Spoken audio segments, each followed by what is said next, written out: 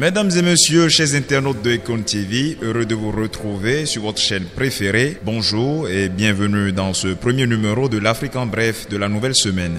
La grève des banques, assurances et stations d'essence se prolonge au Mali jusqu'à la libération du secrétaire général du SINABEF et d'autres employés en détention. Les membres du syndicat l'ont annoncé samedi dernier, soit une semaine avant la célébration de la Tabaski dans ce pays fortement islamisé. Une situation qui accentue l'augmentation des prix des produits du fait du manque de liquidité. Le SINABEF, qui n'entend pas s'arrêter avant la libération de ses membres, dont il qualifie l'interpellation de tentative de musellement, est cependant conforté dans sa position par le soutien depuis ce week-end de plusieurs organisations syndicales, notamment celles des mines, des collectivités territoriales et de l'éducation.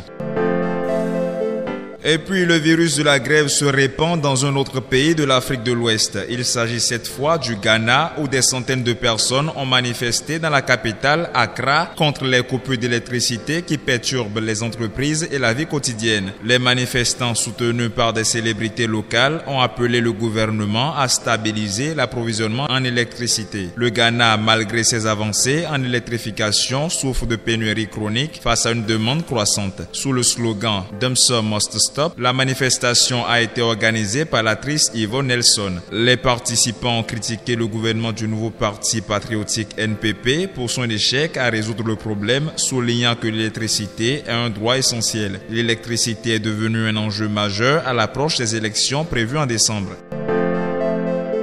Et pour clôturer ce numéro entièrement placé sous le ton de la grève, des centaines de personnes se sont spontanément rassemblées sur la place de la République à Paris pour protester contre l'extrême droite après l'annonce des résultats des élections européennes. Cette manifestation survient alors que le président de la République a annoncé la dissolution de l'Assemblée nationale et la tenue de nouvelles élections les 30 juin et 7 juillet. Les résultats des élections européennes ont causé un séisme politique avec la liste du Rassemblement national dirigée par Jordan Bardella obtenant 32% des voix. La liste de la majorité européenne menée par Valérie Ayer a recueilli 15,40% des voix, suivie par la liste socialiste avec 13,90%. En France, 81 sièges étaient en jeu pour environ 50 millions d'électeurs parmi un total de 360 millions d'électeurs européens appelés à élire 720 députés au Parlement européen.